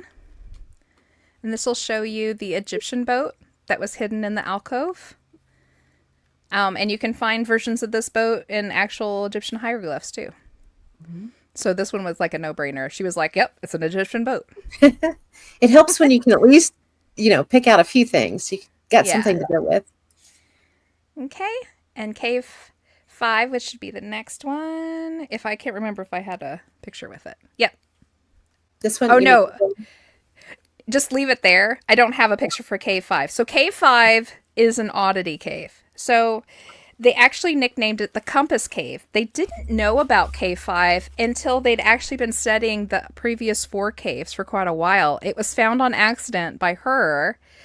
And the rancher who owned the property, they were out scouting around the caves and kind of looking, and they took a little walk and noticed this little outcropping, and she managed to wiggle her way into the brush enough and could look up. And they found the 5th cave. It doesn't set right with the other ones. She said it's about a quarter mile away from the other ones. And they kind of ignored it at first because they assumed it wouldn't have anything to do. Plus, it was kind of hard to get up in there. But she finally, one day, it got the better of her. Her curiosity got the better of her. And she convinced the rancher to shimmy up there and see what he could see. And he went up there and he was like, oh my gosh. It's completely full of crosses. It's full of not only newer Christian crosses, but it's full of ancient crosses and Celtic crosses and crosses from across the world fill this cave. But the most interesting thing was that on the floor is a gigantic 8-legged compass, which is also filled with crosses. So when you're standing on a giant compass when you walk into this little cave. This also had a double line inscription in it. It's part of also, it has its own display that happens on the summer solstice. So a moving notch of light moves across the notches, ending up perfectly on the very last notch. And the inscription reads, in the month of June, the illumination reaches this far out. What exactly all that's supposed to mean, I'm not sure. Pretty wild. But even this little 5th cave that was kind of tucked away, far away from the other ones, has its own display that happens on the summer solstice. So super fun. So what we're looking at here, we're kind of done with the caves. Like I said, if you're interested in this, just go look up Farley and Anubis Caves. You're going to find so much stuff, or pick up the book. We'll tag it so you guys can go get your own copy. This here is really, really interesting. So this is actually ancient graffiti. But it's important ancient graffiti. And there's a reason. Let me get my notes put up here so I can read this correctly. Okay, so in ancient graffiti, this is Numidian script. It says, Yanni came here. Right? But the interesting thing about this is, okay, so this is huge. First of all, let me show you how big this thing is. This is 5 inches high and 37 inches across the right wall of Cave 2. So Yanni was really here, huh? It is. But they were able to date this one because of how deep it was and how, shallow the edges had become. And it was in a very well protected side of the cave. They estimate that this is as old as 200 BC. Oh, That's wow. amazing. That's really old. That is amazing. Yes. And it was on top of some of the original carvings. So how old are these caves? Or I should say the petroglyphs in the caves. How old are they? Yeah. Holy cow. Makes you wonder if they weren't in constant use. People coming over and... Yeah, something. So, really, really quick. We're done with the caves, but I did want to say, this is kind of going to give you an idea of how many different languages and stuff are happening in this. There's so many languages. There are ones they have never figured out where they go to. new languages they've never seen before. In cave, excuse me, let me flip my thing in here. Okay. In cave 2, they have one that resembles Ogham but isn't. Above the libation bowl, it looks like the Roman alphabet but is unreadable. Above the Aponia figure are a collection of symbols that resemble Numidian but are unreadable. In cave 3, they have a brand new type of text over the exit tunnel. And in cave 4, they have something similar to ancient Semitic alphabets. And it includes a horn-faced. And the only thing that's ever included with is the earliest writing system, ancient Semitic. That was the ancestor to Greek, Latin, Hebrew, and Arabic. That hasn't been seen since back then. It's so old they can't read it because no one's ever That's amazing. seen enough of it to decipher it. But it's in that cave. So, And it's like, what was so special about this area? But you have to remember that years and years and years ago, there was a shallow sea that covered this part of the earth. I don't know, could it be that old? Or could it be something that meant importance to someone in that area? It had to be Yeah. important to, but why? I don't know. And so many cultures in one place. And not just cultures from around the world, but cultures from different times in the world. Right. That's what's really weird. Yeah. Like I said, before I started, on all the caves, if this was one person, oh my God, the amount of traveling and deep study they would have had to have done to understand, grasp all these different languages and cultures and then combine them. And on the other hand, if this was multiple people coming from all these different places with all this different knowledge, how would you get them all into one spot? And then to work them together, because there's, like the buffalo. Somebody thought, we should use the local buffalo, but let's use Aramaic writing in it, and we'll let them know with the Aramaic writing that it's a Celtic, figure. Yeah. I wonder. Yeah. I don't know. It's crazy. It's craziness. It's amazing. I love it. It's absolutely, all of this absolutely fascinates me. It's fantastic. Like I said, I've read some stuff on this that, like I said, I know I'm not remembering properly because it was several years ago. There's several different theories, but it just kind of looks like there would have been a community there for a long time. There had to have been, with people coming and going and adding their stuff to it. Mm-hmm. And why there in the middle of nowhere? It had to have not been the middle of nowhere at some point, in time. And it looks like it was it a port? Was it a place where, all these different types of people came together or passed through, or, How close is it to a river? I have a very outlandish theory. I don't know if I believe it or not. So if you are a listener of either one of our programs on The Fringe or here on Strange, you've heard me talk about the Beaver Sands portal, which is also in the panhandle of Oklahoma. It is known to the local Indian tribes and also the Spanish conquistadors who had to deal with it for a while, that it's a portal space. And it almost makes me wonder if these caves are right by the portal. Was it an easy place for people to stop in and, get a cup of coffee and before they headed out? You know what I mean? At least Yanni came through there, huh? An ancient Buc-ee's or something. Oh, that's awesome. I love it. And, it's interesting because we see the elephant, we see the hippo, we see the crocodile and all these different things. But it's not too far away from here, honestly. Was it New Mexico or Arizona where there was evidence of camels and other things? Yeah. What else did they find? It was elephants, wasn't it? African elephants, yeah. They had the stone tablets and the jars, the elephant jars, and the skeletons. So, yep. I don't know. It's crazy. All right. Yeah, we are running so over time. Well, you know what? Honestly, 8:30 is usually about the time that we move over to notebooks. And I wonder if we should just call it a good stopping point. and come back and hit it another time. We're going to have to. There's no way we can shove everything else into 15 minutes. There's no way. We knew that this was gonna go like We this. did. So, But yeah. we're so, it's this stuff's so exciting. We have history. Yeah. And what does it mean?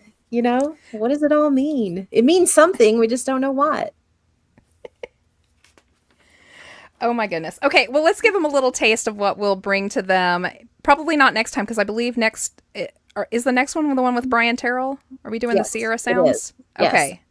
Mm-hmm. So we kind of have the rest of the year planned out. If we find a place where we can shove this next one in and do like a little part 2, we will. Otherwise, we're going to hold on to this for another show. Like I said, this is going to be a reoccurring topic that we always come back to. But why don't you go ahead and show them like 1 or 2 of the geoglyphs, so at least us using the word on word of the week. But it makes sense. Oh yeah, we did do that, didn't we? Okay, yeah. We can do this. So really quick, I'm just going to run through a couple of these. This last weekend when we were in Geneseo, we got a little education. We had no idea that intaglios or geoglyphs existed in Kansas. None. And Enzo and I accidentally drove right past one we had no idea about until it was too late. So it started us like we're nerds, and if we hear about something like this that we don't know, we're on it like fire on grass. We're on it.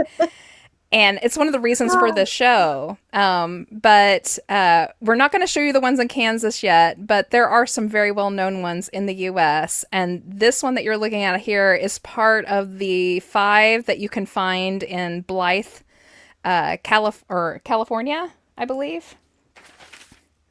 Yeah. Huge. This one is over 100 feet, I believe. And can only be seen from above. You can see the fence around it. So yeah, it's pretty big. Yeah. They built fences around them to protect them. Yeah, go ahead and go to the next one. You can see how amazing these are. This is the kind of stuff we're going to be going over the next time we hit this topic. My number one thing... Knees. Yeah, the knobby knees. He's got knobby knees. Why are they there? What's the purpose? You can only see them from up above, and they were made in a time where you couldn't get up above. So who were they made for? Yeah, and that's interesting. I mean, you talk about the Nazca lines and things like that. They can only really be seen from above as well. Enzo said, what a coincidence. and they're all over. Stuff like this is all over the world. Yeah. Yep. A lot of them's been wiped away by years and years of erosion and agriculture. Mm-hmm. But and yeah. Enzo said, yeah, they were made for the airships, right? They were. Yep. Here's some more. There's 3 men and just the Blythe intaglios. Mm-hmm. Keep going. We'll just go through some of them. There's a horse. That is a sick horse. He was on his back. That one contains the spiral that they found with it that some thought maybe represented a snake. Although why there's a horse and a snake together is beyond me. Horses are horribly afraid of snakes. Maybe he's jumping in the air. That's why he's so high above it. But yeah, this one is nearby in Ripley, Arizona.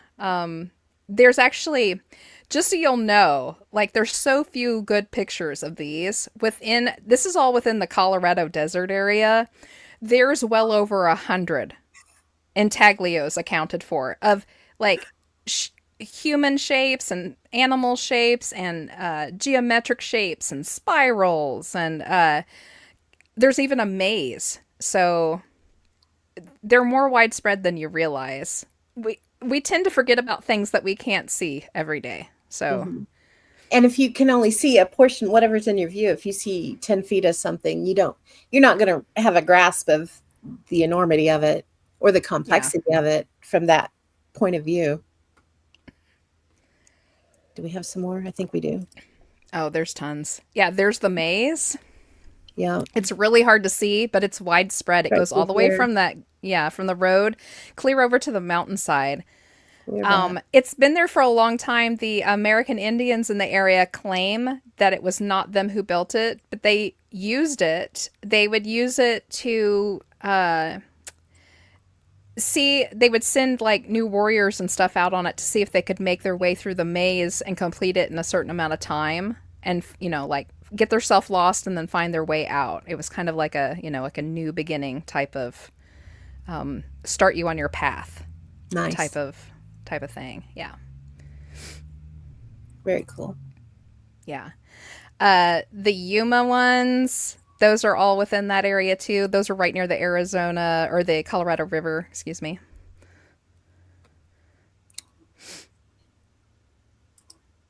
But yeah. I like that one. This one's the Bouse fisherman. He's getting stabby on the fish there. He's pretty funny. Oh, I didn't even notice the fish. Yeah, there's fish down here. There's Yeah. water. There's the water, Nice. and there's a We're little going for sun. lunch now. There's There's a there little is a sun up in the corner. Yeah. Yep. I You tried said it desperately to like here? fix the settings on the light and stuff so you could see them better. Nice. But yeah, a lot of these are out in desert areas, so it's really hard to tell. Yeah, these are the Mule Canyon circles. Those are perfect little circles, and then they were gathered into horseshoe shapes. They are, aren't they? That's cool. Keep on fishing. Yeah, keep on going. This one is just called the Geoglyphs, and it's just a series of crazy designs and spirals and lines that don't really make a whole lot of sense. They did to someone, just not They us. did to someone. I mean, there's a couple of them in there. It's really hard to tell in this photo, but there's a couple of them there that are starting to look like they're supposed to be something, but you can't quite grasp it. Yeah. So, and I don't know if that's just, matrixing, like you're wanting to see something. I don't know. Enzo says it looks like some of his early Etch-a-Sketch work. True dat. Mine too. Same. It's funny. Even my late Etch-a-Sketch work. Yeah, can't talk. Words are hard. They Words are hard. This is the Parker snake, which I thought was really cool. It's very well defined. It is. It's actually a rattlesnake. It has a rattle on the Oh, end. it that's kind does. of It's yeah, got it rattles, can. doesn't it?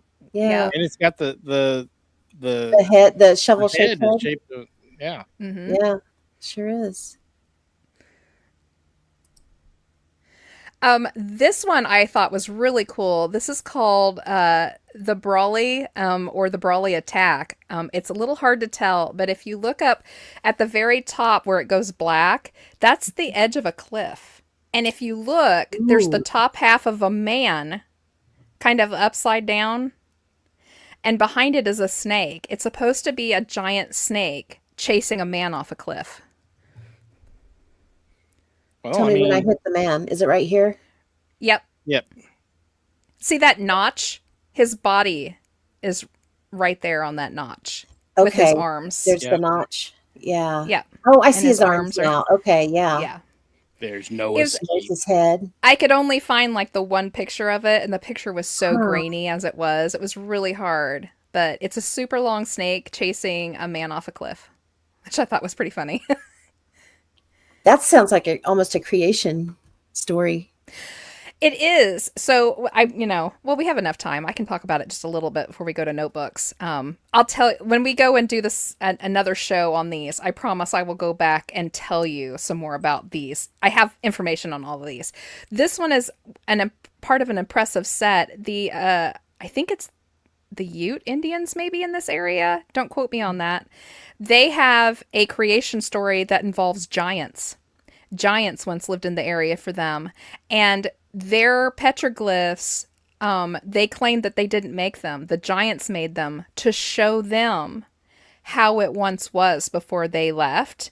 And they showed that the snakes were gigantic and that the snakes would attack the giants and run them off the cliff. And there's other petroglyphs nearby that show these giants doing various other things in their day-to-day lives. And that's how they taught them what it was like, what life was like for them.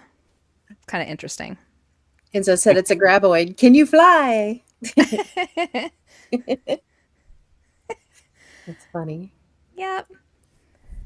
All right. I think that might be the. Oh, no, there was one more. Yeah. Schneider. The Schneider one, this is actually supposed to represent the Milky Way. Oh, wow. Yeah, it's really hard to tell, and I'm not going to explain it here because, it'll take too long, but it represents the Milky Way, and up above it, if you look, there's a faint circle, Hmm. and that was the dance arena that the Indians built in over the top of it so they could do basically their space dance. Okay, so like this right here was represented the Milky Way, No, that's an right? actual ridge. So there's Okay. lines going up to the circle from different Uh-huh. ways. There's kind of a triangle, and then there's two lines there. Well, Gotcha. down in it So, are smaller lines that are kind of going in and out with dots, and uh-huh. it's representing the the Milky Way. Constellations and stuff. Okay. And then And this up at is the the dance top, circle. that's the dance circle. Okay. Yeah. Wow, that's really cool. Yeah. Very cool. And that is the giant octopus. And this is located in California. Is that where this one is? Looks like it's chasing somebody too, as they're wont to do. Yes, it's part of the whole giant mythology. Giant octopus climbed out of the nearby, I believe up above it is an old reservoir that's now dry. It climbed up out of it and perished.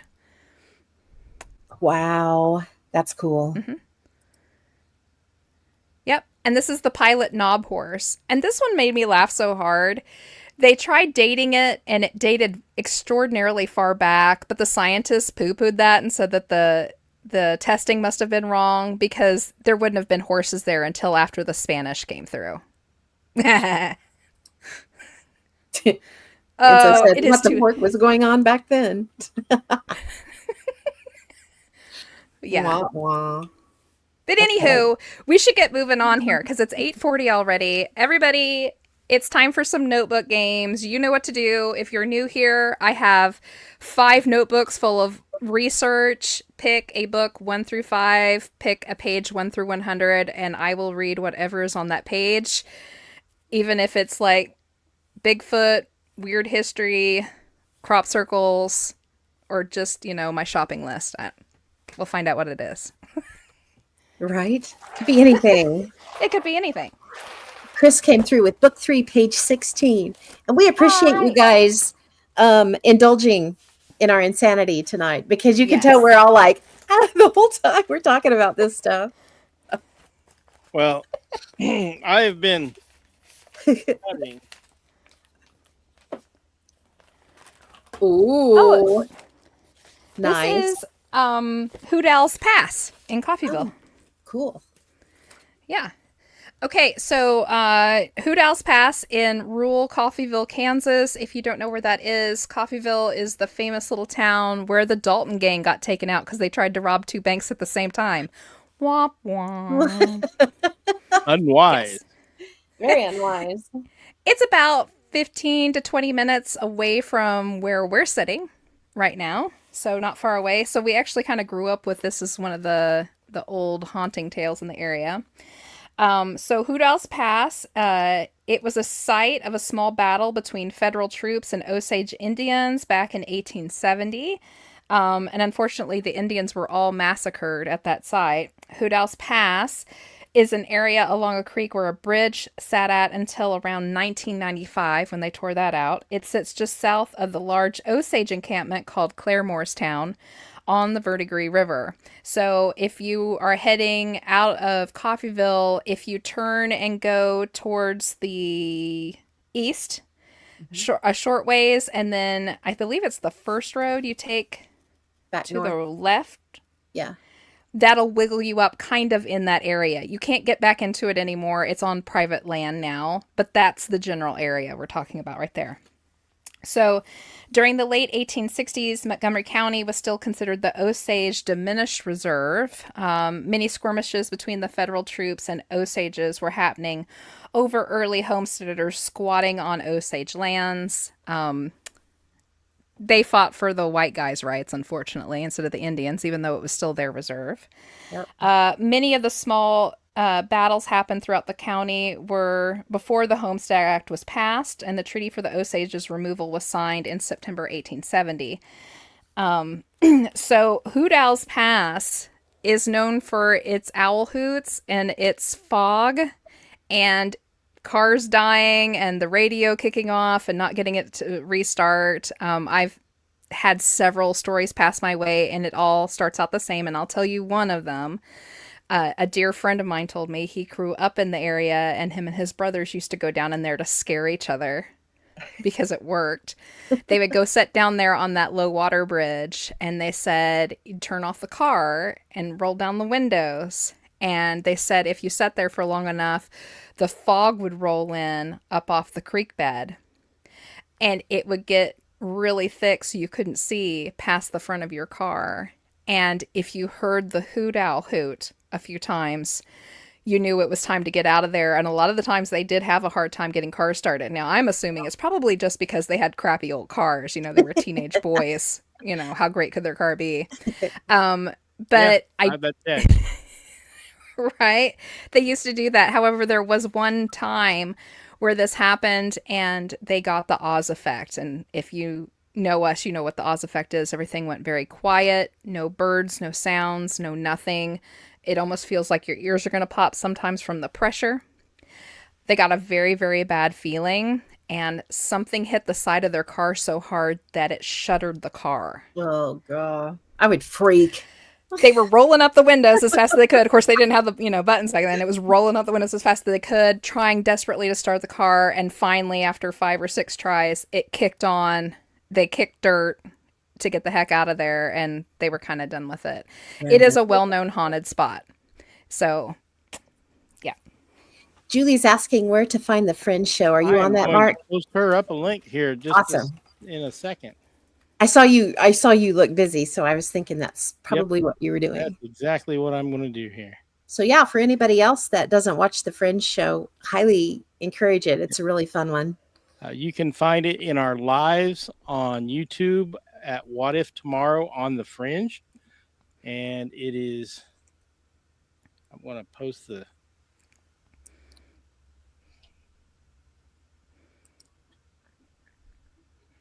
hold on, see if this works. What do we got? Notebook 1, page 56. Enzo, sorry, I've been shopping for van parts on Amazon.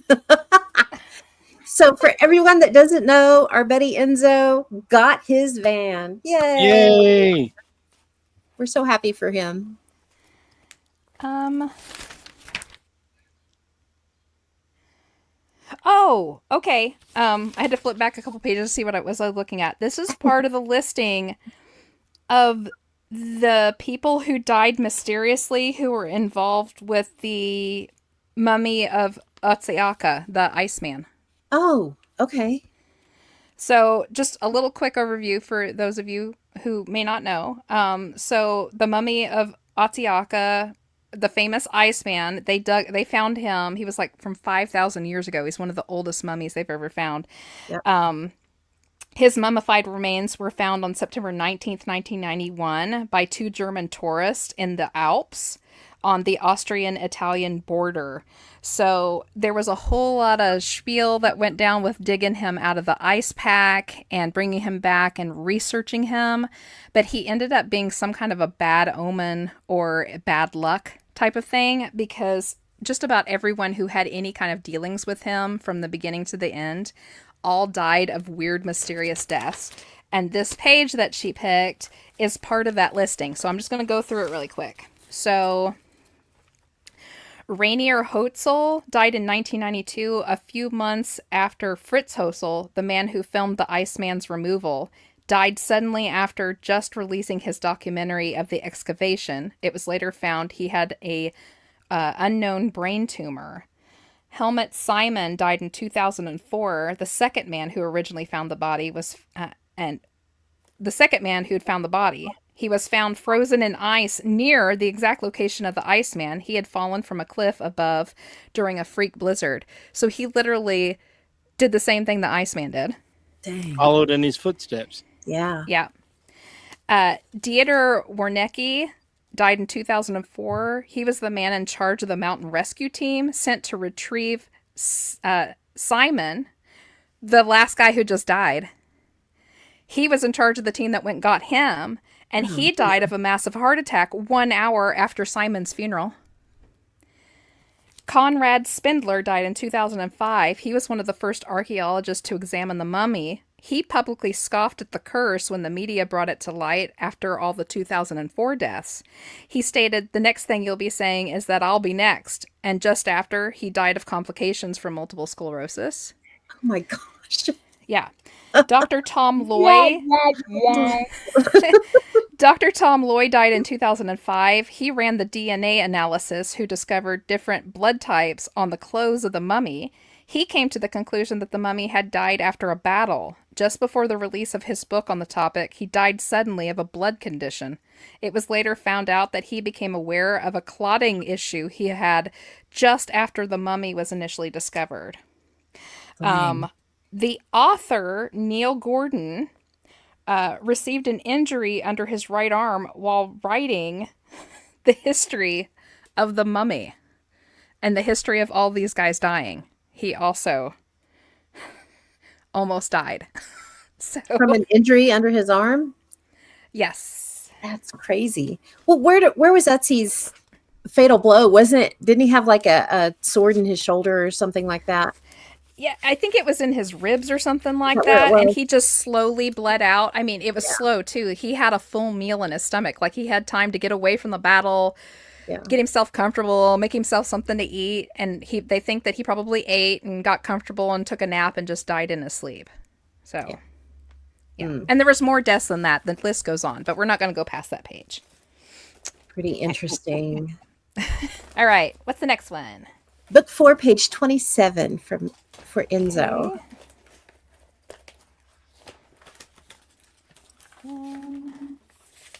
Okay. Yeah, that's pretty wild. This is excuse me.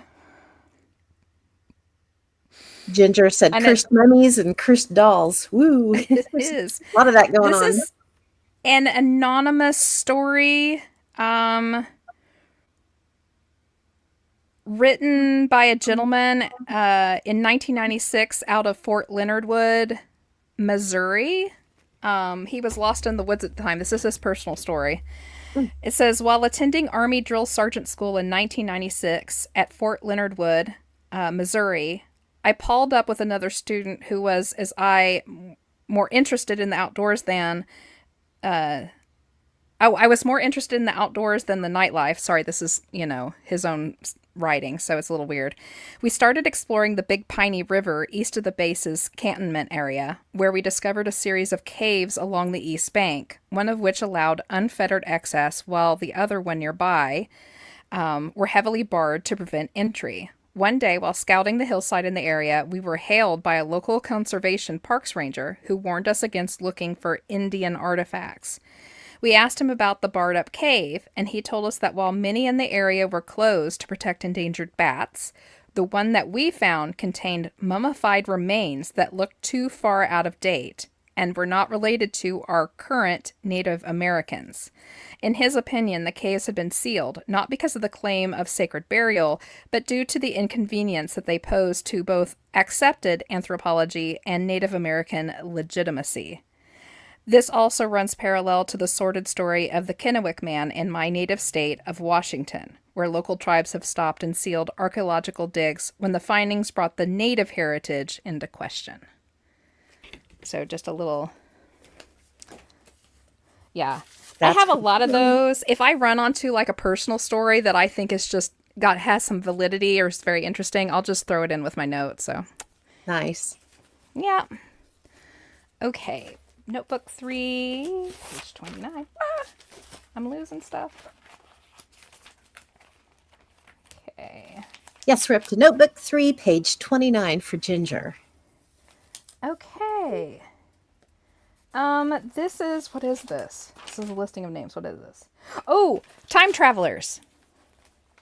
It's a listing of time travelers. I think it's from when we were doing Fringe. On this page, we have Michael McIntosh, Chronovision. Claims he worked with President Obama and had access to the traveling Chronovision. Stated he would become president in 2024. I don't think that happened. Nope. Claims I remember that episode. Yeah. Claims he has psychic abilities and was the reason he was chosen for the government project, remote viewing. Claims he was remote viewed Mars in the 1980s and says there was once an advanced civilization there. Daryl Dean, 2019, claimed on YouTube to be a time traveler from 2033. Claims he time traveled and time travel will be possible by 2028. Ooh, that's coming up fast. Sweet.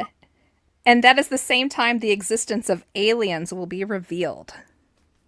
Ooh. Yep. And the last one, Andrew Carlson, 2003, he was arrested for high-risk stock trading, turning $800 into $350 million. He submitted a 4-hour confession where he claimed to be from 200 years in the future. He claimed he had the cure for AIDS if they let him go back to his craft, or he would go and get it for them, the cure for AIDS. He refused to tell them where it was.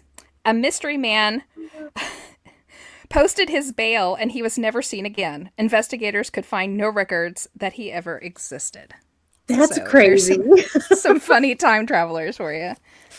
Oh my God. I mean, that's exactly what I would do if I could time travel. I would go make tons of money, put it in an account, and leave it to myself. Heck yeah. Leave it to yourself. Exactly. That's funny. In the year 1967, I will leave this to my...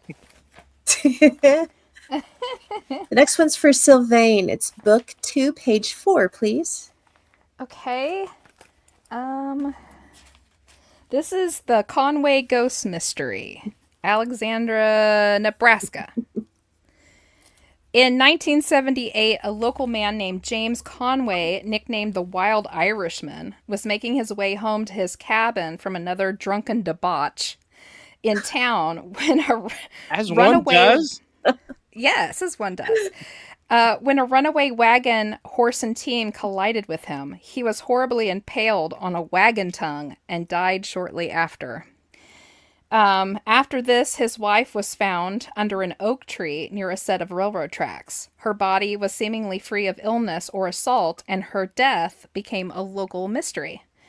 A men's group began to use the Conway cabin for meetings and began reporting seeing a headless man emerge from the house each sundown with a basket on his shoulder.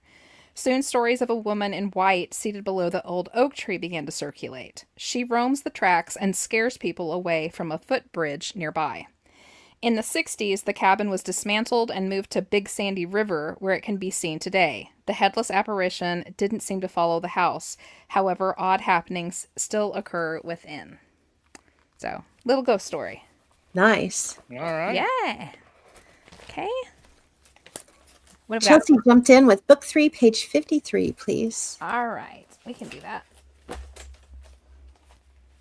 53. There's some interesting ones tonight. Yeah.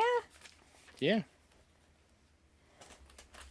The Klerksdorp spheres. I can't talk tonight. Spheres. The Klerksdorp spheres. That's hard to say. This is an out of place object one. Oh, I love those. Yeah. Found in 3 billion year old pyrrhotite deposits near Otatsel, South Africa. They are round, extremely hard, and have seam-like lines around the middle, looking much like cricket balls. Their exteriors are very smooth and cannot be scratched even with steel. Theories on their origins include a higher pre-flood civilization and alien manufacturing. Some geologists claim they are simply a conglomerate of layers of hardened lava rock. However, the natural rock theory doesn't explain why the collected spheres were reported to rotate on their own on their own accord in the vibration-free case that they sat in. The curator of the museum they were housed in reportedly witnessed the phenomenon himself. So they would sit there and spin in their case. It sounds an awful lot like the Bet sphere. Yeah, kind of stuff. Only they weren't metal, so I don't know. Also on this page is the Scotland drill bit, found in a coal seam near Glasgow, Scotland in the 1850s. brought to the Society of Antiquities on December 5th, 1852 by John Buchanan. Made of iron, the drill bit was found inside a 55-centimeter thick fragment of coal. The coal was deposited in a block of clay over 2 meters thick. Analysis concluded that the drill bit was of modern origins and must be left over from a current drilling of the area. However, an in-depth report showed that the surrounding strata had not been drilled or touched. The coal seam the object was found in is hundreds of years old. So Pretty wild. yeah, Those are one always of our fascinating. Yeah, the out of place objects are always my Yeah. favorite. for sure. Wow, I think that's it. That was our last We one. got- Wow, we got through them all. Oh, and it's right on 9. How did Look we at do that. that? I don't know. I'm scared. Holy cow! I'm Oh my goodness. concerned. It's my face. It does that to people. Wow. All right, y'all. Then I guess we'll start to get out of here. Before you go, really quick, thank you again. If you subscribe to us, if you're one of our followers, take a minute if you haven't already. Like, share, thumbs up, subscribe, bell, wherever you are, on whichever thing you're on. And of course, you can listen in wherever you get your podcasts on all your podcast providers. So check that out. Thank you, Mark, for joining us today, even though you didn't get to talk Anytime. much because we were like, blah, blah, blah, Yeah, blah. we won't You know shut what? up. I had a ball. And Yay. I hope to do more of these episodes, either here or on the Fringe. Either one, I'm good. Absolutely. I love that stuff. Yeah, we'll always invite you along for these. I Heck love it. yeah. All right. So before we head out, like I said, thumbs up, like and share, and all that other stuff. Thank you, Mark. Check us out. We put out a brand new show every 2 weeks on Wednesday nights at 7 p.m. The next one, I don't know the date because I don't have my notes here with me. Maybe in the 2 weeks, 26th-ish, somewhere around we're going to there. be here. We're going to do the Sierra Sounds with our Bigfoot friend, Brian Terrell out of Red Dirt Cryptids. He's going to come join us, and we're going to talk all things Bigfooty. I don't know if you want to join us, Mark, for that one. Or maybe we should drag in Scotty for that one, too. Remind me, and I will be there. Okay. Yeah. I will be And there. hopefully, Fabulous. in the coming months, we will hit this topic again and continue on with the intaglios and the geoglyphs and forbidden objects and forbidden history in the U.S. because there's And a you can see us lot. completely There's a whole geek bunch. out because we're weirdos. Exactly. And All there right. is, there is a bunch of that stuff in our catalog on the Fringe if you want to brush up Yes. a little bit. Yep. Yeah, go check it out. It's really sure. interesting stuff. The stuff that is. the Smithsonian has covered up You alone. get to see us is back in our amazing. early days when we're like, even worse than we are now. No, that's me every day. Even worse. And watch as I butcher the English language and everybody else's. All right, so join us back here in 2 weeks for some Sierra Sounds and Brian Terrell and whoever else we choose to drag along with us in this menagerie of crazy. Keep it weird, keep it strange, and remember, it's all connected. Good night. Good night, Good everybody. night.